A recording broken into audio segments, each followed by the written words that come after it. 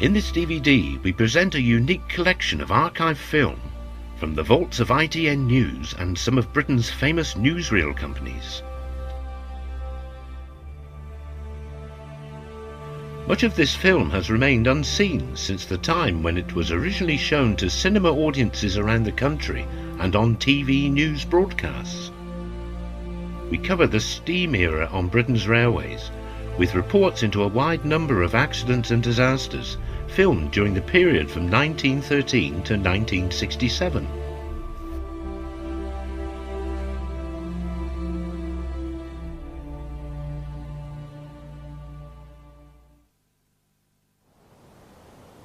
We start by looking at a series of accidents which were caused by trains travelling at excessive speeds.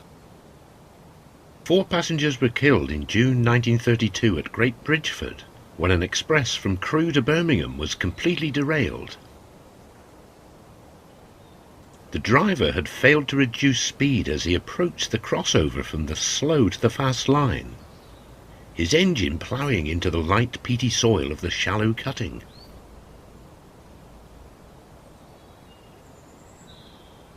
Similar circumstances befell an express passenger train from Perth to London in September 1945 at Bourne End.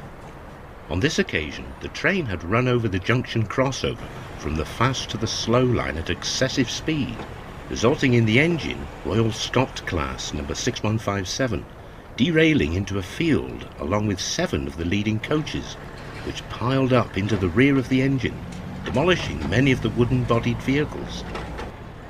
43 people, including the driver and fireman, were killed.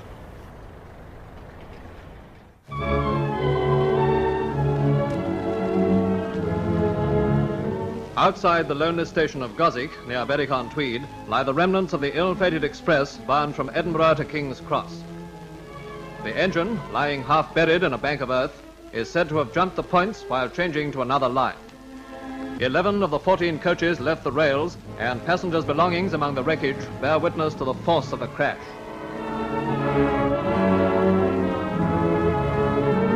Close by the main line, a small chapel was used as a mortuary and first aid station while additional help was on the way.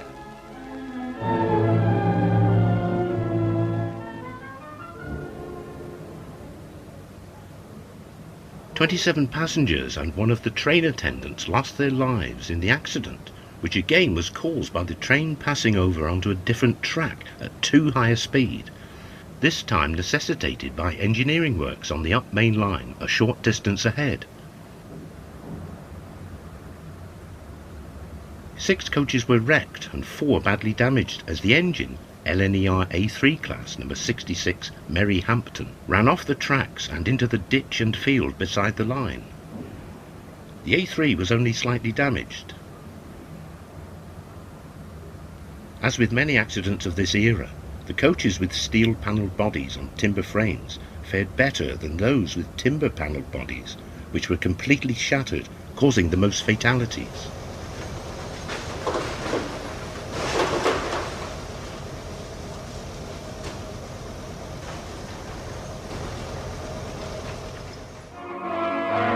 Polesworth, Warwickshire, the scene of an unusual railway accident when 7 carriages of the Glasgow to Euston Night Express jumped the rails as the train was crossing from the fast to the slow line. The engine turned over, but fortunately the coaches remained wedged upright against the platform, resulting in only 1 casualty through this remarkable mishap.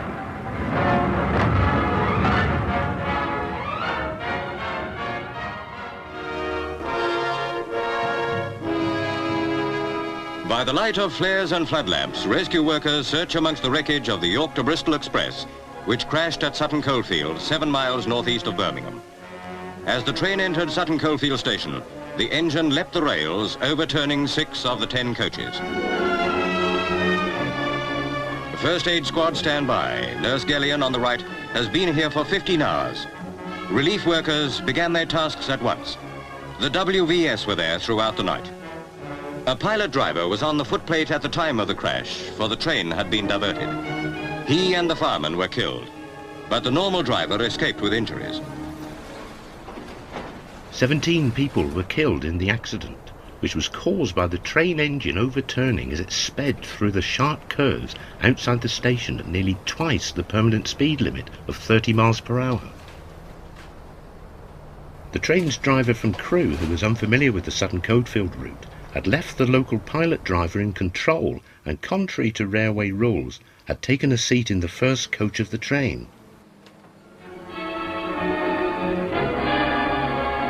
As dawn breaks, work still goes on.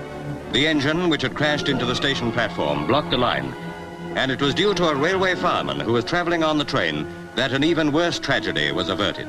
He ran to a signal box and gave the danger signal that halted another express approaching from the south. It is significant that the all-steel coaches of the train were not so seriously damaged as those constructed of wood. There were no deaths in the steel coaches. It was impossible for the official inquiry to reach a definite conclusion as to why the train had been travelling so fast through the station, as the 2 crew on the footplate of the engine were killed in the impact. The train was hauled by LMS Black 5, number 45274, based at Bristol Depot. The theoretical overturning speed of the engine on the curve approaching the station was calculated at 63 miles per hour. The Black 5 had travelled nearly 125 yards from the point of derailment, most of that time sliding on its right-hand side.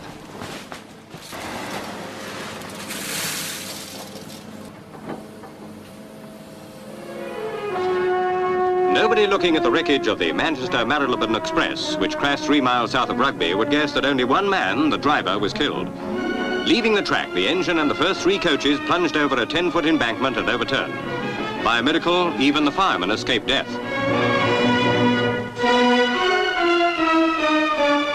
One woman and the fireman were detained in hospital, but the rest of the 150 passengers were rescued without serious injury. With single line working in operation due to engineering work and a pilotman on the footplate, the driver of the V2 class engine hauling the train had driven at a very excessive speed through the crossover at Barby Sidings. The train should have been travelling at no more than 10 miles per hour. In the event, the derailment occurred at nearly 60 miles per hour.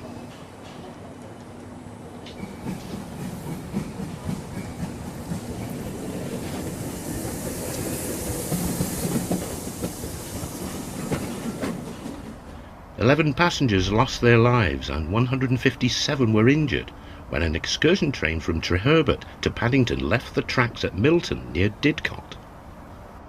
The driver was unaware that all traffic was being diverted to the up goods loop at Milton for engineering purposes.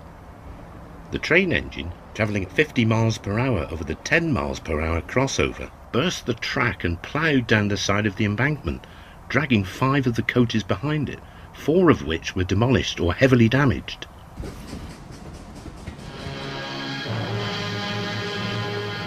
This was the grim scene at Eastbourne Station after a steam express from Glasgow had crashed into the front of an electric train waiting to leave for London Bridge.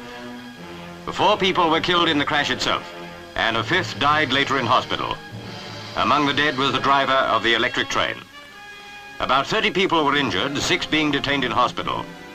The casualty list might have been far higher, but for the fact that the express from Glasgow was a motorist special containing only 36 passengers and 11 cars.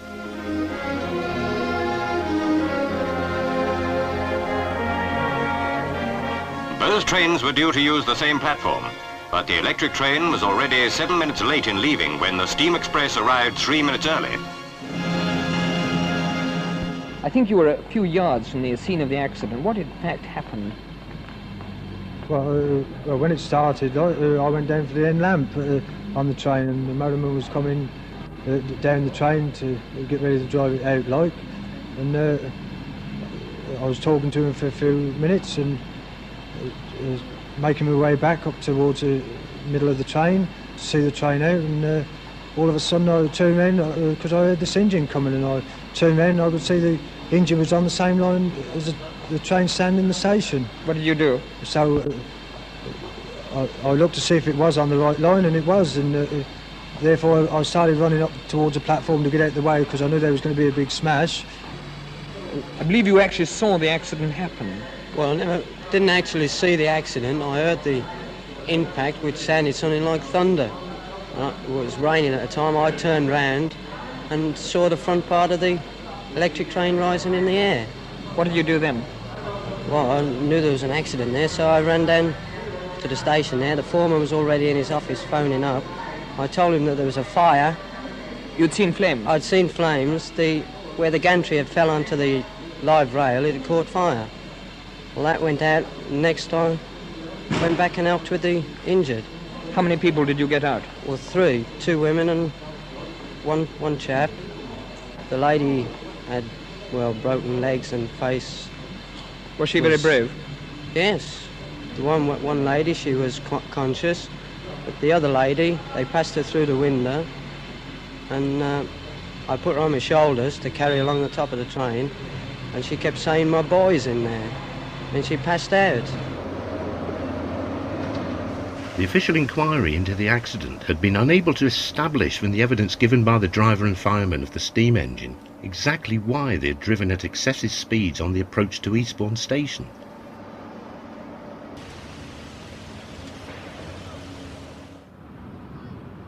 At Cheadle Station in May 1964, an excursion train carrying parties of school children to York was derailed as it ran at nearly 50 miles per hour over a temporary road bridge which had a speed restriction of 10 miles per hour. The excessive speed burst the track, causing the train to part between the 4th and 5th coaches, resulting in all 5 coaches being derailed, and with some being badly damaged by scraping along the wall of the down platform. Sadly, 2 children and a representative who had organised the school parties were killed, and 27 others were injured, 4 severely. Behind me lies the scene of utter devastation that came to this pleasant Cheshire market town today. The first the people of Cheadle knew about the accident was a terrible noise and clattering as the coaches plied into the platform. People waiting for their service trains ran away in fear at the tremendous impact. Then shop assistants and business people in the main shopping centre down below came running up to the station to start first aid work and rescue work. They were quickly joined by the police, firemen and ambulance men. The firemen had to use hacksaws to cut away some of this tangled wreckage. Then the uninjured children were taken to a local church hall before being sent home by coach and a special train. At the hall they spoke of the hair-raising experience they had. And what was it like in there? Oh, horrible. Tipped over, you know, and went round, crashed. What did you do? Oh, you know, all the teachers, they got to the door and opened it and we got out. The Ministry of Transport inquiry into the derailment concluded that the driver of the train had not travelled over this section of line for several months and had presumably forgotten about the speed restriction over the bridge. This was compounded by him failing to see the warning board on the approach to Cheadle Hulme.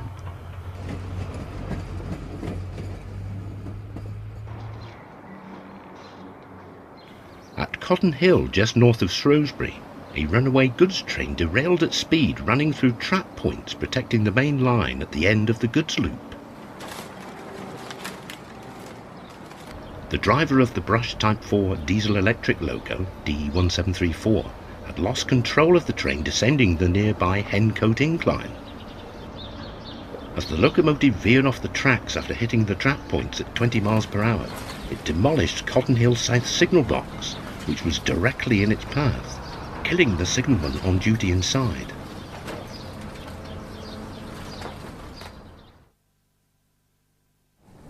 Visibility problems caused by dense fog has led to many railway accidents over the years. Combine this with excessive speed and the results can be deadly. At Gidea Park Station, a train to Southend was just starting from the station when it was hit in the rear by a following train to Peterborough, wrecking the 3 rear coaches and killing 5 passengers.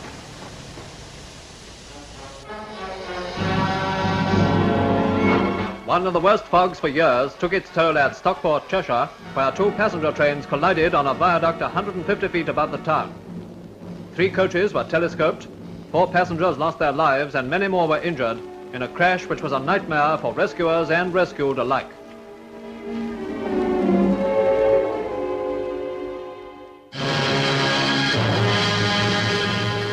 over 70 killed and about 200 injured near Lewisham. Thick fog wrapped everything as the 456 steam train from Cannon Street to Ramsgate crashed into the back of the 518 electric train from Charing Cross to Hayes, Kent. Worst tragedy of all was the fact that the crash came under a viaduct carrying another line. Rearing coaches destroyed the support and the steel bridge collapsed, crushing several compartments and everybody in them. Only a miracle saved the death roll from being perhaps the highest in railway history, for a third train, its power cut off by the broken bridge, came to a stop on the overhead line. Its front coach was derailed within inches of plunging through the gap onto the carnage beneath.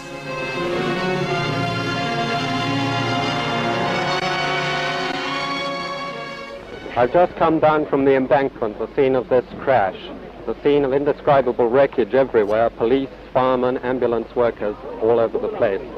Work is still going on. As far as I know, there are several bodies still trapped under the wreckage. Have you been here helping with the rescue work? Yes.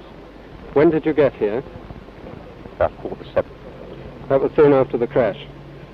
Well, I believe so. Have you been able to talk to anyone who was in it? No. Have you? No, they were too shocked to wire. We hoped to get out first, you know. They weren't able to say anything? They weren't able to say anything, no. How long have you been here? Since it happened about just after 6 o'clock. Did you hear it happen? Yes.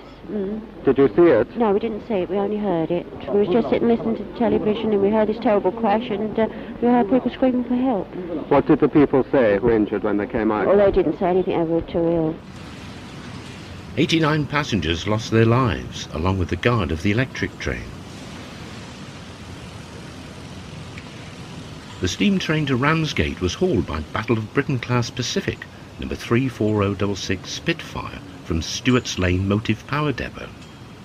With visibility reduced to between 10 and 30 yards in the fog, the driver had failed to see the previous 3 signals, the final one of which was at danger, and the steam train collided at about 30 miles per hour with the rear of the electric train.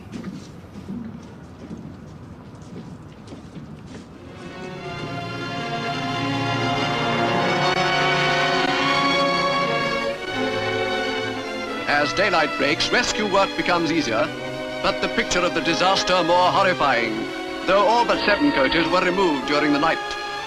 The number of known dead has risen to 72, and rescue workers believe there may be as many as 30 bodies still buried beneath the wreckage of the viaduct. There are still many hours of work ahead before the grim tangle of twisted steel can be cleared, and the final total discovered. One thing is sure, no one in the smashed compartments can still be alive.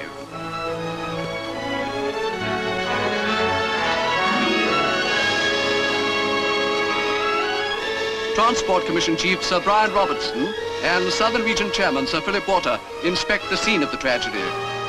No one can yet say what was the cause. Many people are asking why no fog service was in operation at the time, but the railway authorities will make no statement till the official inquiry. But as reports of the night's event come in, one thing is outstanding, the selfless work of the rescuers, both official and unofficial. There is scarcely a home within reach of the crash which has any blankets or sheets left. They gave all they had to the rescue workers, and every house and flat was sheltering injured.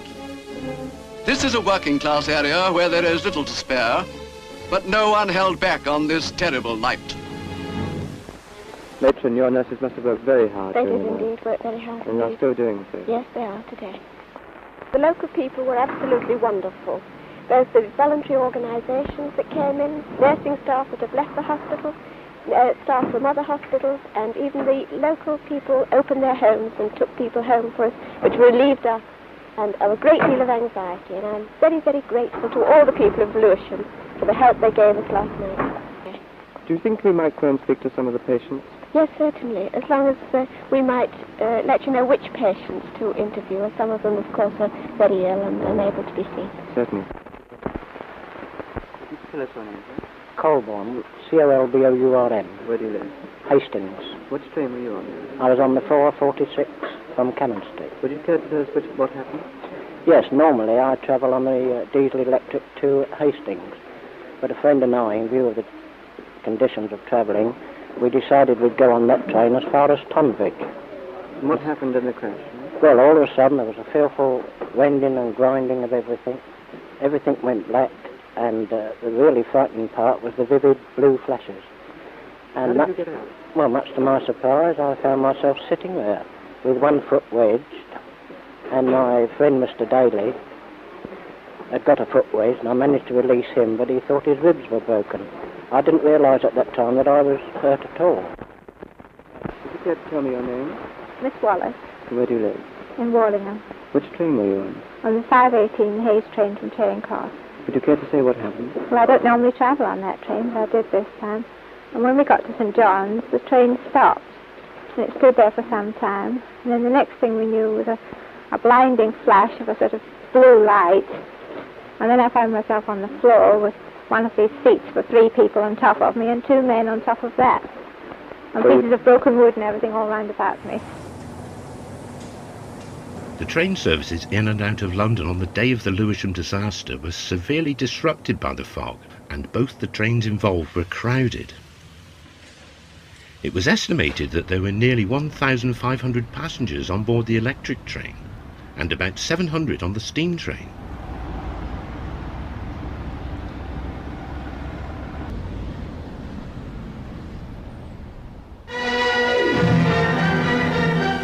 For the second time in 2 months, fog brings disaster to Britain's railways. 200 yards from Dagenham Heathway station, 10 people are killed and 87 injured when the 635 Fenchurch Street to Shoebury-Ness, pulled by a tank engine running in reverse, smashes into the rear of the 620 Fenchurch Street to Southend, which was halted at a signal. Rescuers from nearby houses help to shore up the wrecked coach and assist the police and ambulance men to free the trapped passengers, while lamps and flares cast a foggy light on the grim scene.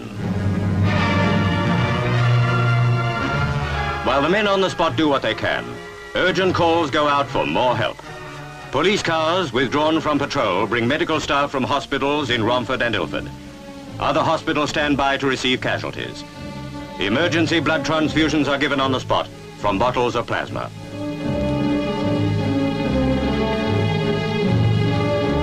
Fire vehicles groping through the fog have brought every available fireman from the Essex, East Ham and West Ham brigades. From local surgeries, GPs hurry to the spot to aid the injured, having first sent their own patients home. Throughout the night, rescue work goes on in shocking visibility. This is the first fatal accident on this part of the line since 1875. And for the past 20 years, the line has been fitted with a system of automatic train control, which is supposed to make such disasters impossible by warning the driver and automatically applying the brakes when a signal is a danger. 83 years without a fatal accident is a fine record.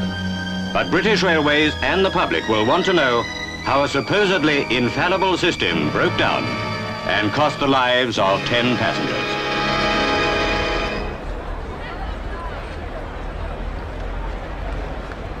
Dense fog with visibility down to 10 yards was again the contributory factor in the accident, causing the driver of the train to Shoebury-Ness to miss a signal at danger.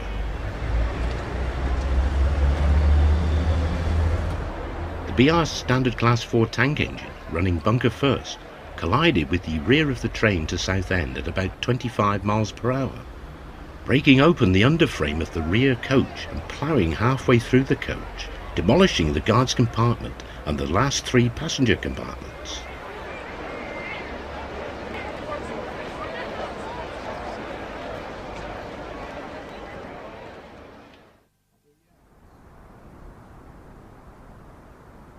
The oldest film in this collection dates from September 1913 and shows clear-up work on the site of the disastrous collision at Ace Gill, where the driver of an express from Edinburgh passed a signal at danger and collided with the rear of an express from Glasgow.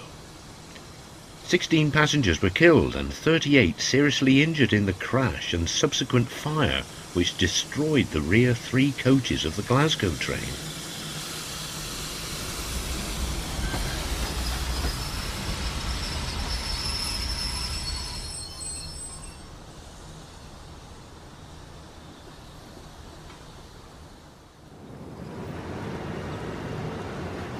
25 passengers were killed and 45 seriously injured on the approaches to Darlington Bank Top Station in June 1928, when a return excursion train from Scarborough to Newcastle collided head-on with a parcels train to York, which was engaged in shunting some additional vehicles.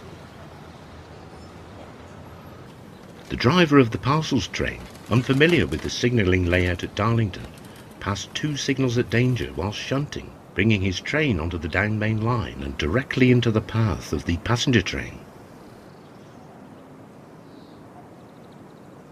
Casualties on the excursion train, which was heavily loaded, were exceptionally high, owing to telescoping of the coaches near the front.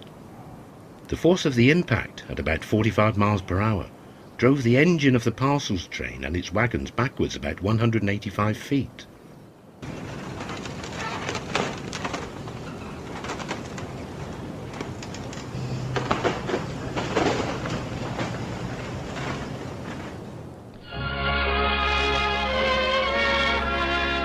Locked in a deadly embrace, Dawn finds the 2 engines which crashed in the dark at Bletchley. The Scottish Express was being run in 2 halves. The first half stopped in the station, the second half crashed into it. A tender was forced up onto the platform and completely demolished a refreshment buffet, killing 4 people and injuring several others. Yet this is the first crash directly attributable to the blackout, a tribute to the efficiency of the men who run our railroads. The official inquiry concluded that the driver and fireman of this Stranraer Express had failed to observe 6 signals on their approach to Bletchley and had seriously misjudged their speed. More air pictures give a bird's-eye view of the scene of the railway disaster at Potter's Bar. Outside this station, the King's Cross Newcastle Express ploughed its way through a derailed local train, killing 2 soldiers and injuring 10 other passengers. Worse catastrophe might have followed, but for the prompt action of a signalman, who just in time stopped yet another train from piling into the ruins.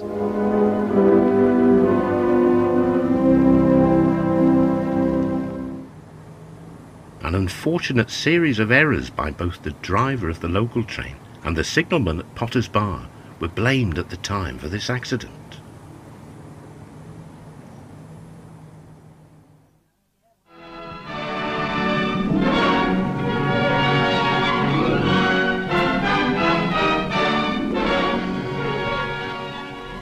On a misty October morning, tragedy came to North London. When a local train was standing at Harrow and Wealdstone Station, crowded with workers on their way to the city, the Perth Night Express came thundering in. Then, to add to the horror, the Liverpool-bound train roared in at 60 miles an hour, piling up into a hell of wreckage and human suffering.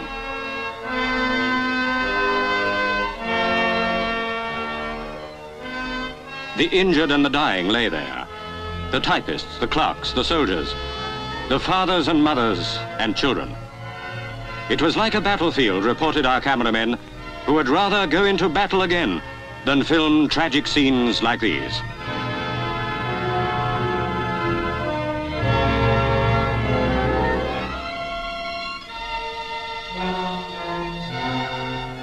And as in all such moments of anguish, mankind was at its finest.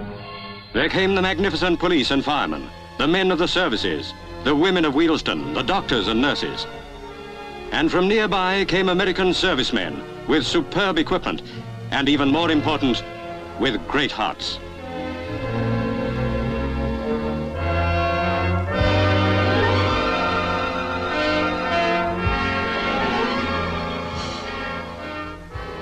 To suffer and be strong. There was no panic. Our people have learned to endure, and in all the grief and agony, there was ever thought for others in deeper plight. Everyone who sees these pictures will mourn for the bereaved families, and their sympathies will go out to all those hundreds of people whose memories will be scarred forever with the horrors of this terrible morning. But they will know that the nation is proud indeed of the courage and bravery that shone through that morning in October.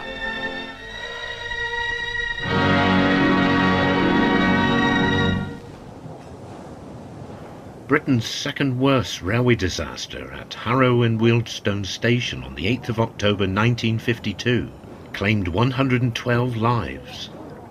In addition, 157 people were taken to hospitals in the area, where 84 were detained, many with very serious injuries.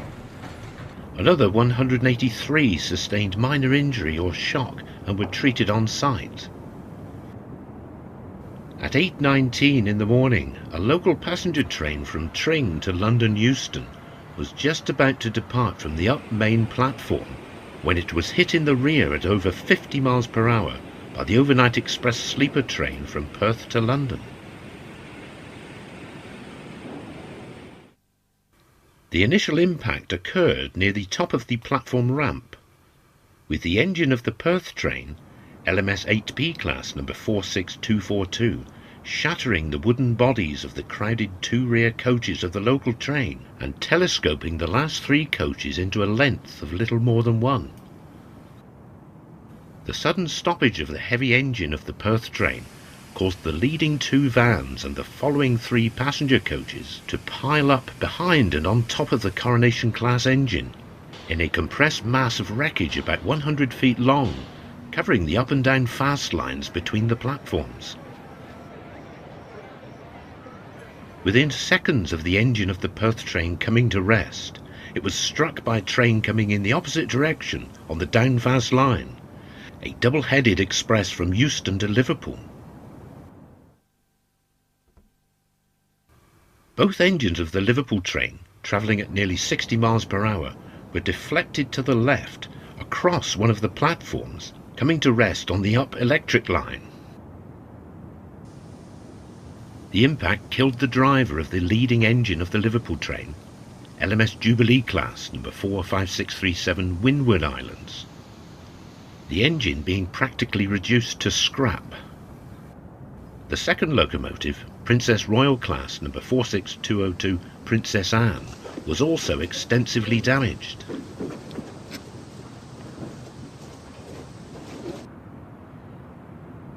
The second impact also caused one of the coaches of the Liverpool train to strike the underside of the station footbridge, tearing away one of the support girders, with the result that part of the footbridge collapsed.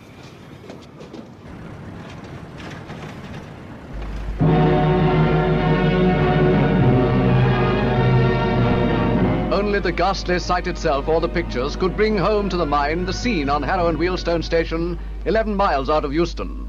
It was the worst and quite the most terrible train crash that ever happened near London. In but a few seconds, the morning scene of a suburban station exploded into this. Veteran soldiers there described it as like a battlefield. All round and underneath the wreckage were the victims. How many, no one could yet tell. Happening at 8:20, the calamity caught the station at its busiest. Every telephone line summoned doctors, 50 ambulances, 25 fire engines, mobilized a small army to rescue and give first aid. The resources of 7 hospitals were brought to bear in amazingly short time. On platforms strewn with wreckage and broken glass, doctors and ambulance men did all they could. Before long, they had counted more than 50 dead. They feared the total death roll might exceed 100. Local women made bandages of their sheets.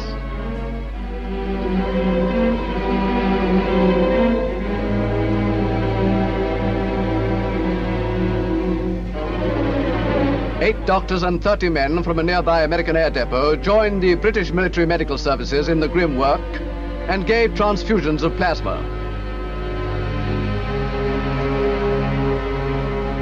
A giant crane was brought to the scene. Not till the lines were cleared would be known the full extent of this truly appalling tragedy.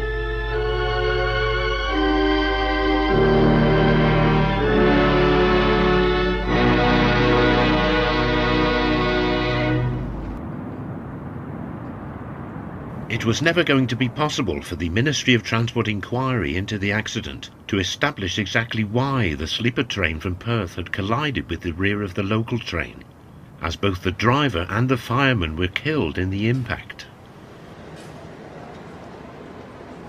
There had been visibility problems in the area earlier that morning due to patchy fog, which was clearing by the time of the collision. This may or may not have played a part in the disaster. In the event, The driver of the Perth train failed to reduce speed in accordance with the Harrow No. 1 up fast distance signal at caution, and subsequently passed the outer and inner home signals at danger. The signalman in Harrow No. 1 signal box had heard the Perth Express thundering towards the station, and then saw it coming out of the mist and passing the outer home, some 600 yards from his box. It was not until the last moment that the driver of the train made a full emergency brake application, possibly when he caught sight of the inner home signal at danger, or he may have seen the obstruction ahead.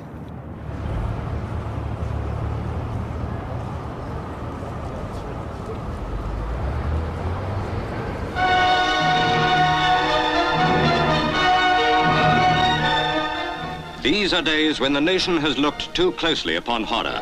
And it is not our wish in this, our second report on the Harrow and Wealdstone railway disaster, to dwell on gruesome scenes.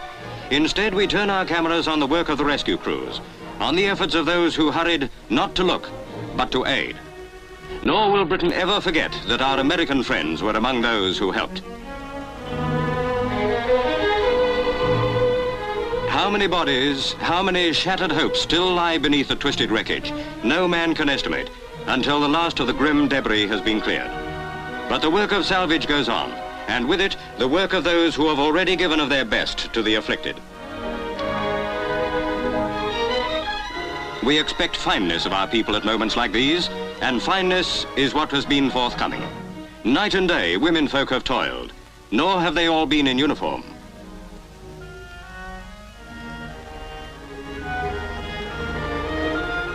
The Minister of Transport watches while the work goes on. An immediate inquiry has been promised, but the nation will require from him action which will bring increased safety.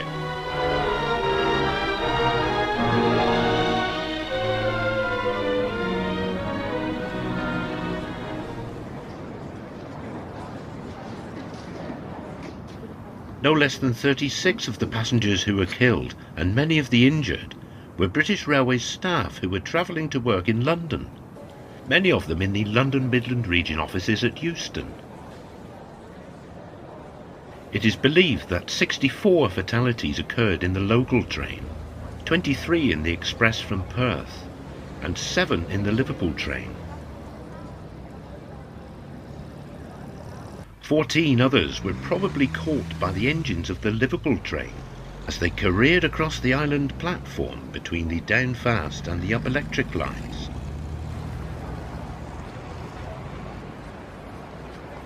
In all cases, death was due to injuries, with the exception of a woman travelling from Wigan who was uninjured but had heart disease, which had proved fatal as a result of shock.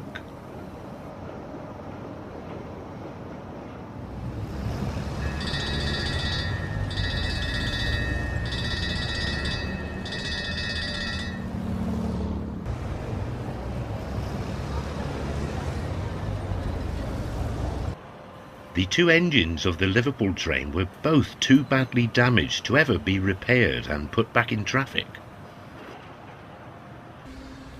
The Jubilee-class Windward Islands took the full force of the impact with the engine of the Perth train, wrecking the front bogie and folding back the buffer beam and main frames as far as the leading coupled wheels. There was also very heavy damage to the rear end as the tender was driven into it. The train engine, Princess Anne, had only been in service for a few months, having been rebuilt from an experimental steam turbine locomotive into the conventional form of the Princess Royal class. Severe and extensive buckling of the main frames precluded any return to service for the former turbomotive.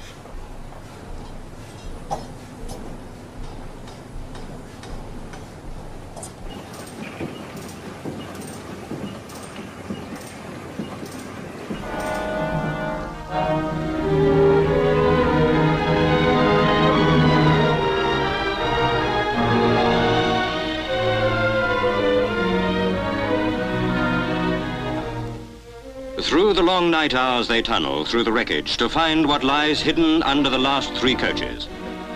The light of morning shows the scene in all its stark reality, but no light can show the anguish in men's hearts.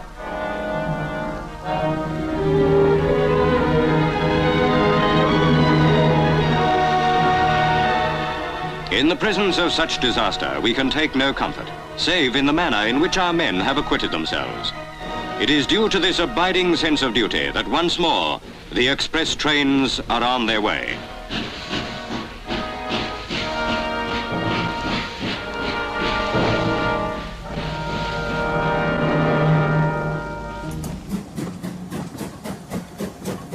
The up and down slow lines, which were undamaged in the crash, were reopened at 5:30 on the following morning.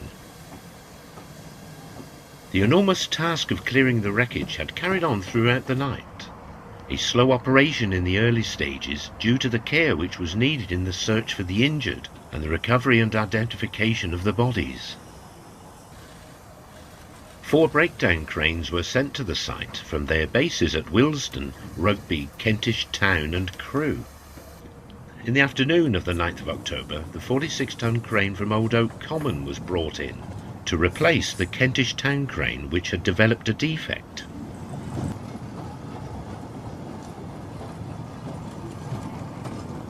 The remains of Windward Islands, the leading engine of the Liverpool train, had been re-railed and removed to the sidings. The second engine, Princess Anne, could not be removed until the afternoon of the next day.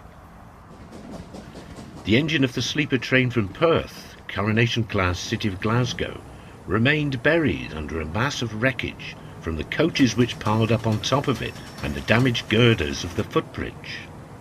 City of Glasgow was eventually drawn clear and removed in the afternoon of Saturday the 11th of October.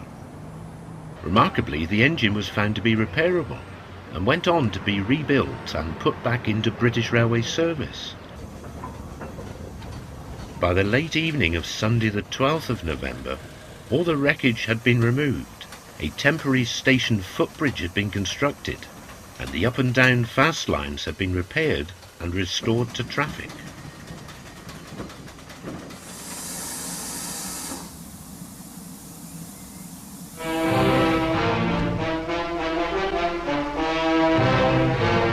Euston Station was fittingly the scene of the inquiry into the Harrow and Wealdstone railway disaster. It was not a court to determine legal responsibility, but a technical inquiry into the cause of the accident. Colonel Wilson, Chief Inspecting Officer of Railways, decided that the evidence should be heard in public, and for 2 days, signalmen, guards, dining car attendants, firemen and railway officials were given a hearing. With true British freedom of speech, all was said. Nothing was withheld. Some of these men were lucky to escape with their lives. These unusual pictures, exclusive to Pathé and filmed by William McConville, must be the first to be taken of such a court, and were made under normal lighting conditions.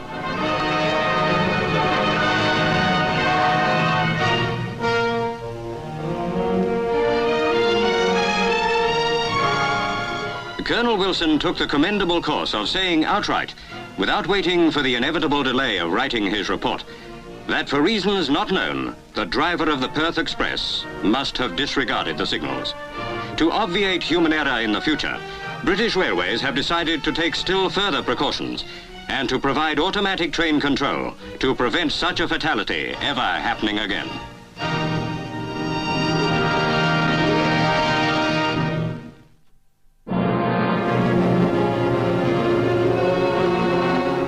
By a miracle, only one man was killed when this Aberdeen to London Express crashed into the back of a local train near Welwyn Garden City in the early morning mist, derailing the last 2 coaches of the local. Rescue workers are quickly on the scene, expecting to find many casualties under the wreckage. But the roll of injured was only 26 out of 500 passengers.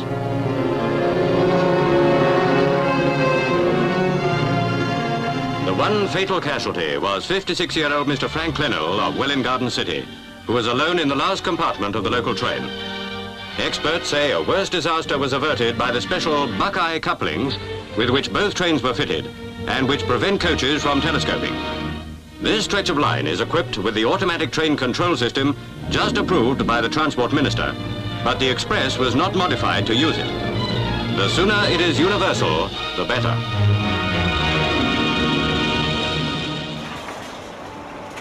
The cause of the collision was due to the driver of the express train passing by the up main distance signal at Danger in the mist and semi-darkness of the early morning.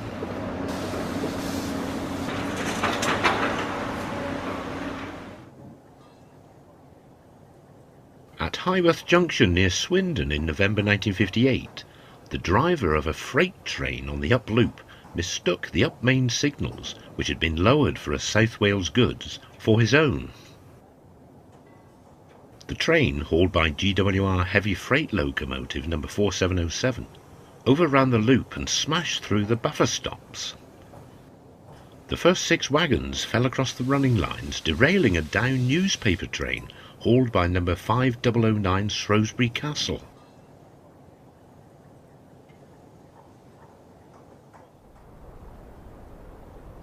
Fortunately, none of the train crews working the 3 freight trains involved in this collision at Hitchin were killed or seriously injured.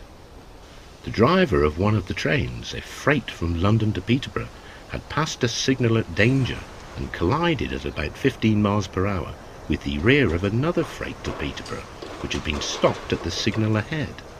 Some of the wagons were derailed across the up main line, where they were struck almost immediately by the 3rd freight train, travelling from Leeds to London.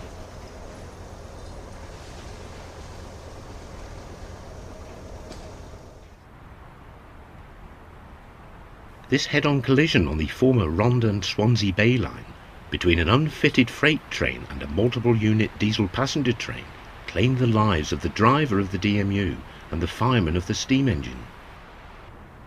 The accident was caused by the driver of the freight train leaving the previous station, Dyffryn-Rhondda, with insufficient brake power for the steep falling gradient.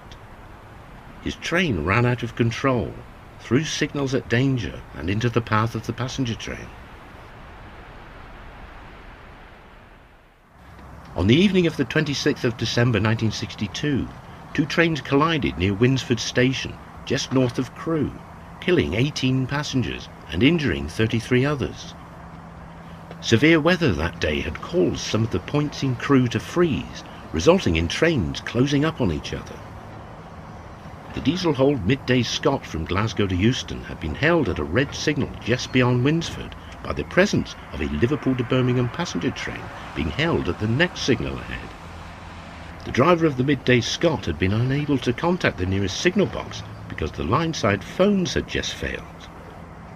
He then acted on his own initiative, and without checking to see if the line ahead was clear, he passed the signal at red and proceeded forward at far too high a speed for the circumstances, and collided with the rear of the Birmingham train.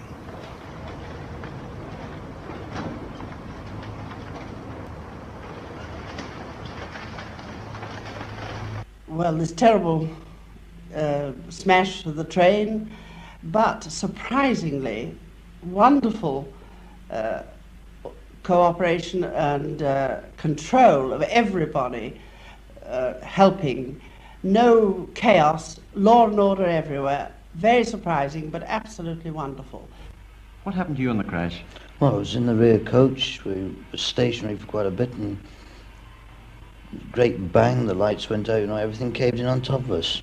Some rescuers came along and took my wife and children out, but I was trapped by my foot, and a little later on my foot went numb, and I just managed to wriggle out, that was all. What happened to you? Well, I was thrown completely on the floor. I knew nothing. When I come round, it was all in darkness. My husband tried to pick me up. I said, I can't get up, I've hurt my foot. How did you get out?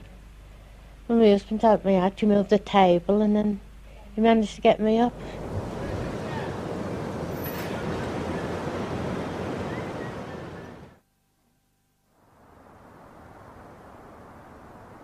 Human error in the signal box can also lead to catastrophic results. This head-on collision between 2 trains at Hull Paragon Station in 1927 was one such instance. A passenger train from Hull to Scarborough, hauled by Class M engine number 1628, had been wrongly switched from the up main line to the down main line by the signalman inadvertently moving the wrong set of points. Approaching Hull Paragon on the down main was a passenger train from Withensea to Hull, hauled by Class F engine number 96. The result was a head-on collision between the 2 trains. 12 passengers were killed and 24 also suffered serious injury, due mainly to the telescoping of a number of the wooden-bodied coaches, in particular 5 coaches of the Withensea train.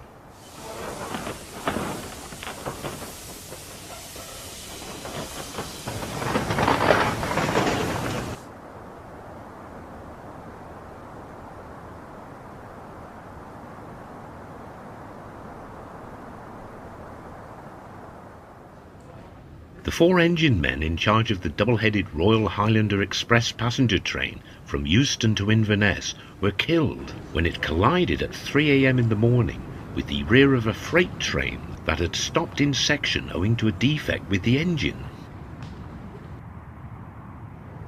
An exhausted signalman, dozing in and out of sleep, had mistakenly sent the express on its way towards the stricken freight train.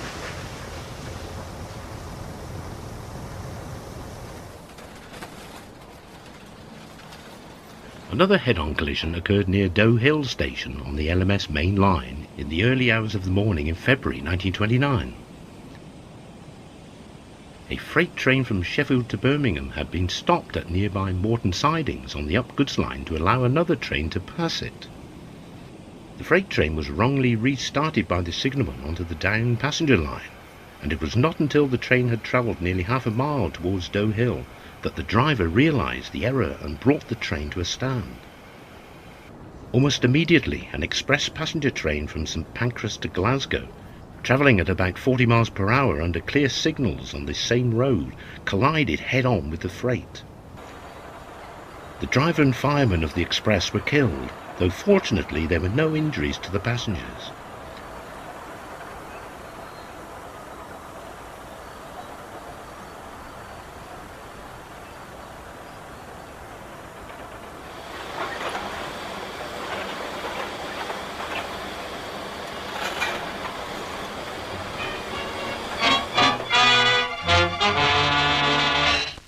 From underneath this mass of train wreckage, gangs of workmen extricated the body of a Shrewsbury engine driver, killed in one of the most amazing railway accidents in this country. 4 goods trains piled up on each other between King's Langley and Nash Mills in Hertfordshire. A freight train from Liverpool to London was run into by a milk train from Sheffield. A few moments later, 2 other goods trains, one from London to Holyhead and a coal train to Willesden, crashed into the wreckage without warning. Coal trucks, milk wagons, freight cars, engines and tenders lay heaped for a quarter of a mile in a mass of debris that blocked 4 main lines, while glass milk tanks, sides of beef, coal and parcels were scattered in all directions.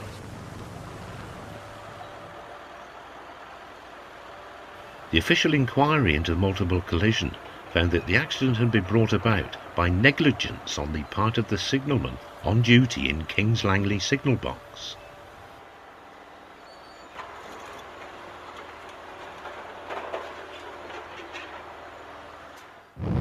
Only from the air is it possible to grasp fully the terrible extent of the wreckage resulting from this train smash near Swindon. The driver and 1 passenger were killed, and the fireman and 28 passengers were injured. The accident occurred in the early hours of the morning, when the night express from Penzance to London crashed into 5 trucks, which had become detached from a coal train. The first coaches of the express were hurled down a steep embankment, while the engine crashed over on its side. Although the cause of the accident at Shrivenham was the failure of a coupling hook which left a brake van and 5 wagons in the path of the express from Penzance. The official inquiry found that the signalman at Shrivenham was primarily responsible, as he had failed to observe that the coal train from which the wagons had become detached had passed his box incomplete.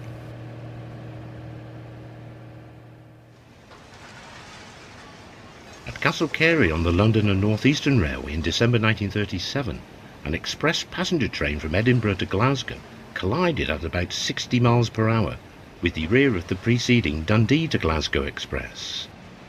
35 passengers lost their lives and 179 were injured.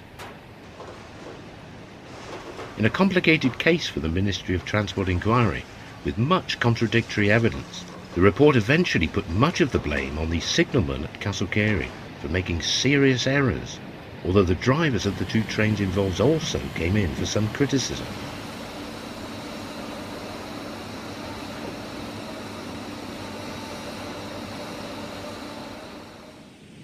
Confusion and a complete disregard of the safety regulations by the signalman had sent an express passenger train directly into the path of a freight train at Dolphin Junction between Langley and Slough. 5 people lost their lives. Kirby-in-Furness is the scene of a collision between 2 excursion trains carrying passengers from Southport en route for Cumberland. One ran into the rear of the other at the station. The terrific force of the impact can be easily imagined from these pictures.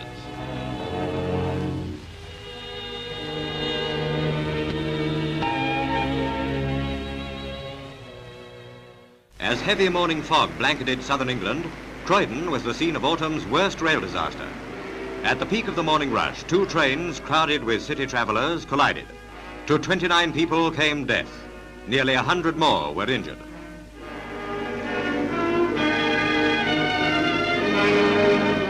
Rescue parties searched the wreckage to free passengers trapped in the telescoped carriages. Doctors and ambulance men rushed to the scene from neighbouring districts. Clambering over the debris, they gave first aid.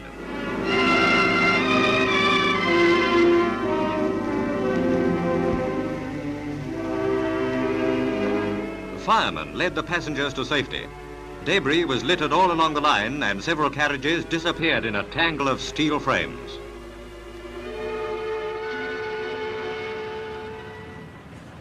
An electric passenger train from Tattenham Corner to London Bridge had been improperly allowed to approach and pass through Purley Oaks under clear signals, whereby it collided with the rear of a train from Haywards Heath. The official inquiry had questioned the ability of the signalman at Purley Oaks to work alone in a mainline box under the stress of heavy traffic in adverse conditions, such as the fog that day. His irregular use of the lock and block signalling system and disregard for safety procedures were blamed for the collision. Penmanmawr, North Wales, and tragic news as the Irish mail returning to Euston with 520 holidaymakers crashes into a light engine, killing 6 people and injuring 34. On the train, 2 nurses had worked unceasingly to render first aid to badly hurt passengers.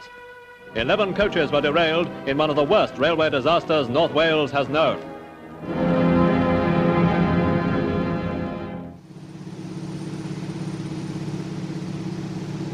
The Irish mail, hauled by Royal Scott-class engine number 46119, running under clear signals, had hit the light engine at about 50 miles per hour. The collision occurred at points just beyond the station, where the light engine was being shunted in order to collect a freight train.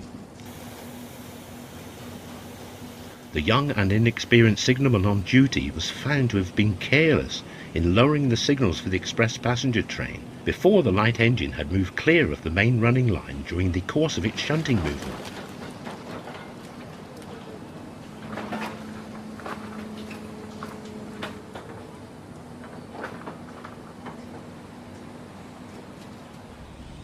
The Liverpool to York mail train, hauled by LMS Jubilee class number 45695 Minotaur, ran into the rear of a freight train near Broadheath Junction in January 1964.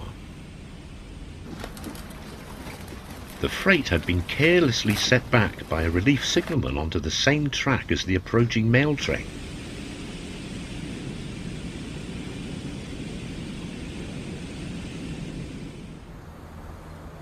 On a clear sunny afternoon in April 1961, the engine and 4 coaches of a passenger train from Fenchurch Street to Shoeburyness were derailed between Leindon and Pitsea on the London, Tilbury and Southend line.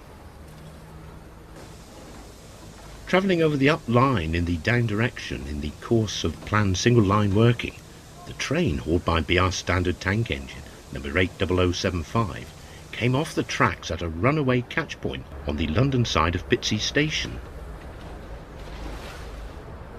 2 passengers lost their lives and 46 were injured, some seriously.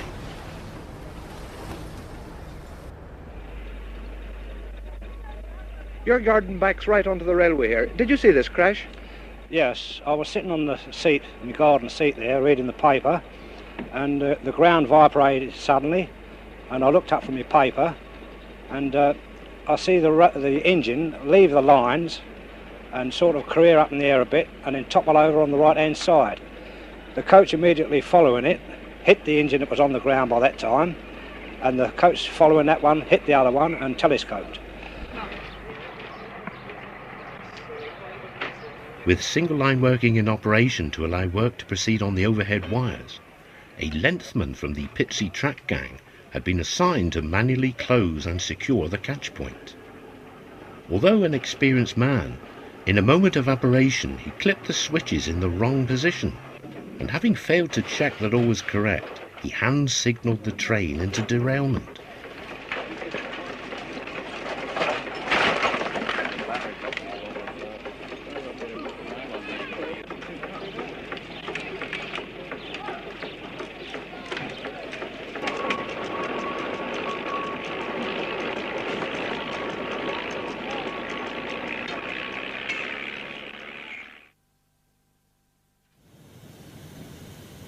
Collisions between trains and road vehicles at level crossings continues to be a problem on the railways to this day. These scenes show the aftermath of a collision at Barker's Lane crossing near Bedford in 1961, where a council refuse lorry was hit on the crossing by a 3-coach local passenger train, pushing the lorry for a considerable distance along the line. Fortunately, the train remained on the tracks.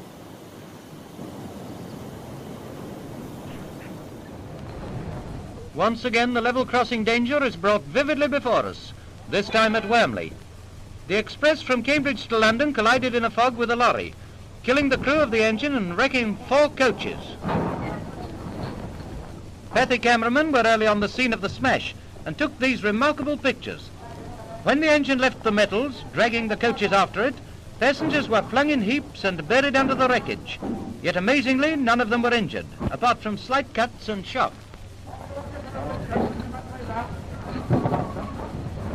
The tender was catapulted over the engine, which plunged into a ditch where it lay half buried.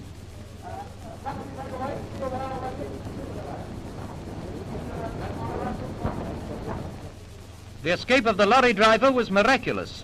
His vehicle was reduced to matchwood and catching fire was completely wrecked.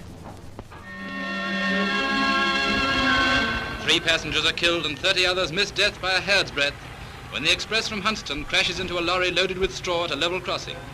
A signalman at Hillgate Station who saw the crash describes how the air was filled at first with a cloud of flying straw, how when that subsided, he found that the engine and the first 5 coaches had been derailed, and how almost the whole of one side was completely torn off as they crashed into some stationary goods trucks. We must be thankful that the death roll is no greater.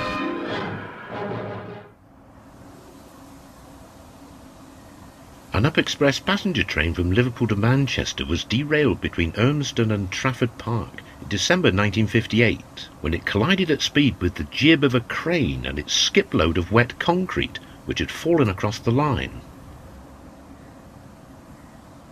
The crane had toppled over whilst engaged in road development work adjacent to the railway line. 1 passenger was killed when he alighted from the train and was struck by a down train to Wigan, which also collided sidelong with the engine of the first train.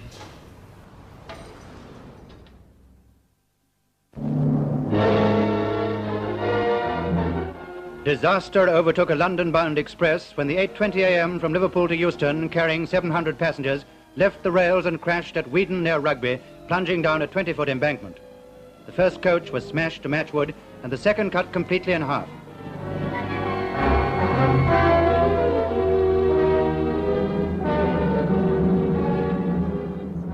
"15 people were killed in the crash, caused by the derailing of the leading bogie wheels of the engine. The 2 axles of the leading bogie had been swapped over during routine maintenance a few days before the accident, and the front axle boxes had been incorrectly fitted when the bogie was reassembled.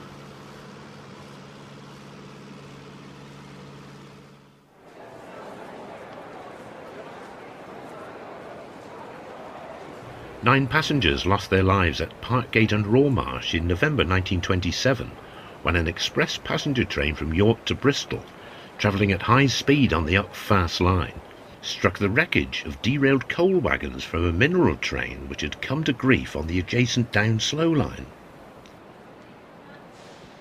The mineral train consisted of 90 four-wheeled wagons loaded with coal. The cause of the accident was blamed on the poor condition of the fifth wagon, which had a number of defects. As the two engines hauling the train accelerated, the wagon's corroded drawbar broke, transferring the pull on the coupling to the timber frame of the vehicle, which promptly collapsed, spilling coal onto the track, resulting in the first 6 wagons of the train to pile up on top of each other.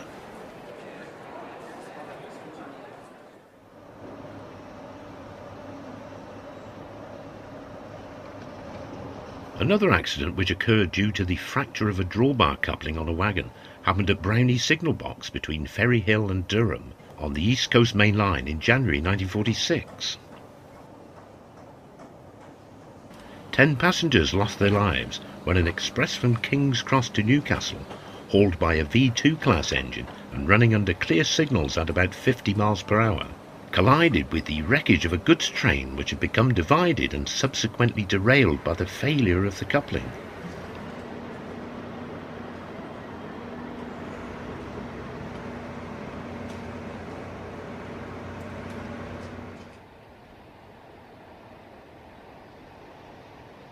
In February 1961, the driver of an express passenger train from York to Swindon was killed when it collided at speed with the derailed portion of a freight train which had become divided owing to problems with the suspension on a 12-ton pallet van.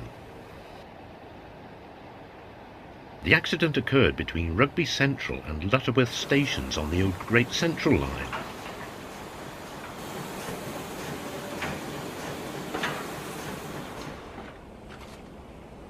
"13 passengers were killed and 20 seriously injured, along with the train's fireman, when the 5 p.m. from Cannon Street to Deal was derailed near Sevenoaks in August 1927. Instability problems with the Southern Railway River-class tank engines, which resulted in a side-to-side rolling motion on poorer conditioned permanent way, was to blame for the engine derailing and hitting the abutments of a bridge, dragging all the coaches off the tracks. 4 of the coaches were extensively damaged and were broken up on the spot. Most of the fatalities occurred in the 4th coach, which was crushed and jammed under the bridge.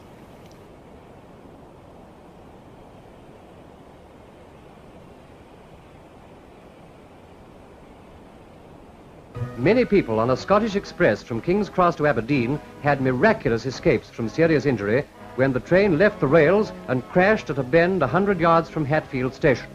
The whole train was derailed, the first 3 coaches falling onto their sides while the wheels were flung down an embankment. The engine ploughed on for 150 yards and then came to rest still upright. 11 passengers were injured, 1 seriously, in an accident that might well have taken a heavy toll of life.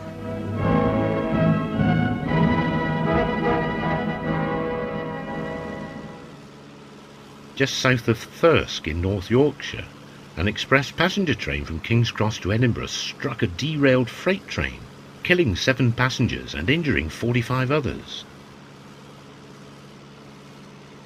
The freight train which came off the tracks consisted of 26 loaded Chemflow 4-wheeled bulk cement wagons. The derailment of the freight train was the direct result of the bad riding characteristics of the Chemflow wagons. The type of suspension fitted on them proved unsuitable on this type of 4-wheeled wagon.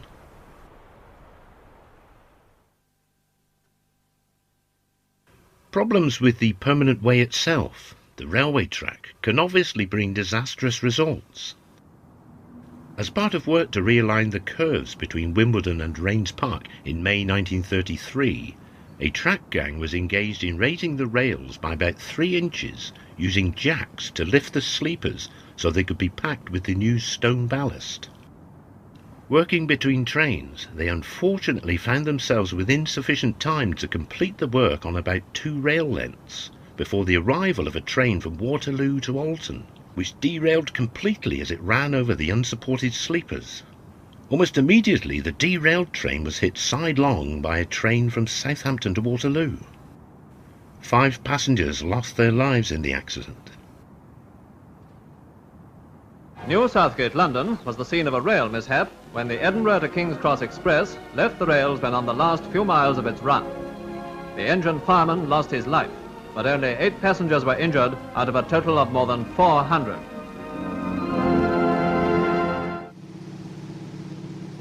This derailment on the Sheffield to Leeds line, which killed 8 people, including the train driver, was brought about by the severe distortion of a section of poorly maintained track, caused by several days of hot and sunny weather.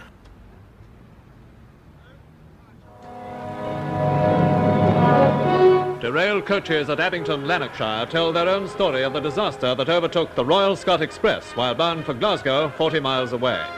Packed with holidaymakers, the 7 rear coaches left the rails, 3 of them crashing over onto their sides. Yet, almost miraculously, no one was killed and only 29 were injured. A theory that the heat of the sun caused the rails to buckle is being examined by railway officials.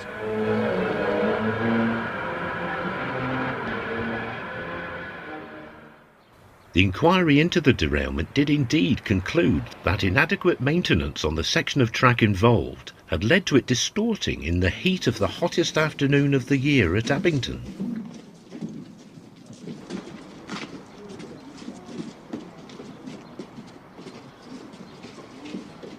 Doncaster, where disaster overtook a King's Cross Express when it struck an arch of a bridge only 300 yards from the station. The third coach wrapped itself round the bridge support and was badly smashed. Several of the coaches left the rails, 3 of them overturning. The tragic death roll totaled 14 killed in this strange 10-mile-an-hour crash, only 1 minute after leaving the station. A fatigued rail and sleeper chair on a poorly maintained scissors crossover at the end of the platform had collapsed as the train engine passed over it, derailing the coaches. A crash at Watford Junction when the rear coaches of the London-bound Royal Scot came into collision with the Midlands Express. Miraculously, only 9 people were injured, though the prompt actions of 2 men prevented a full-scale disaster.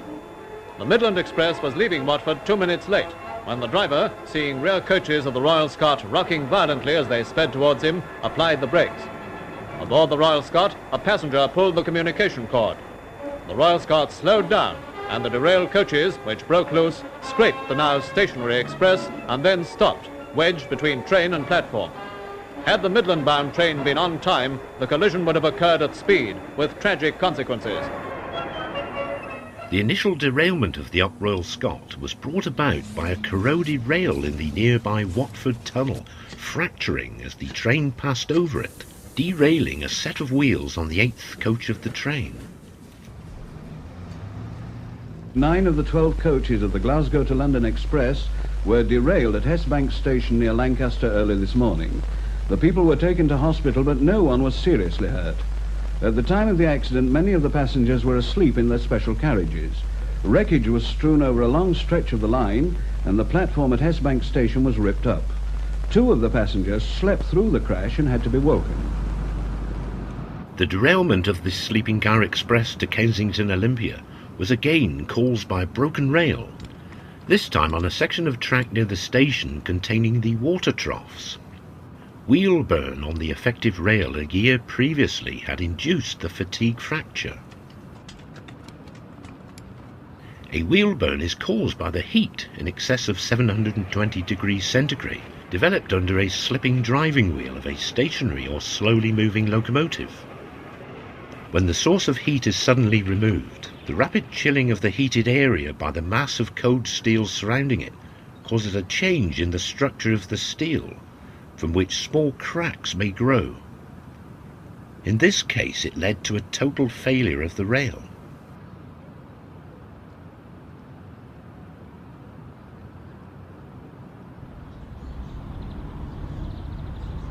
The full extent of the train crash at Hither Green in November 1967 can be seen in these shots, filmed the morning after the disaster, which claimed the lives of 49 passengers and injured another 78.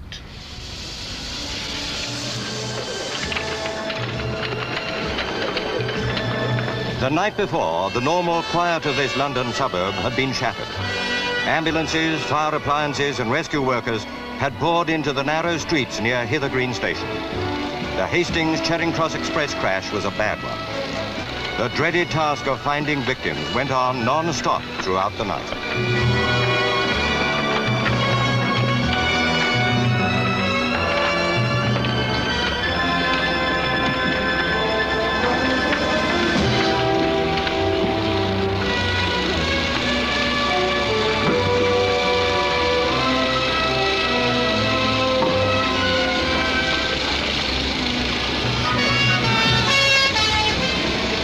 Stretcher after stretcher was brought through from the scene of Britain's worst train disaster for 10 years. For some, there was nothing that could be done. When the express left the rails, it was traveling at high speed, normal on this stretch of line. Again, the unsuspected claimed its victims. They were clamped in the tangled masses of metal. The 7:43 p.m. train from Hastings comprised of 12 coaches, made up of two 6-coach diesel-electric sets. Approaching Hither Green on the Upfast line at about 70 miles per hour, the leading pair of wheels on the third coach derailed as they struck a wedge-shaped piece of steel that had broken away from the end of a fractured running rail. The well-filled train, with passengers standing in the corridors, ran on in this condition until the derailed wheels struck the crossover lead at points a quarter of a mile further on. This caused all but the first coach to be derailed, with the second to the fifth coaches turning over onto their sides before they stopped some 250 yards further on. The majority of the casualties occurred in the overturned carriages, which were severely damaged as the sides on which they fell were torn off.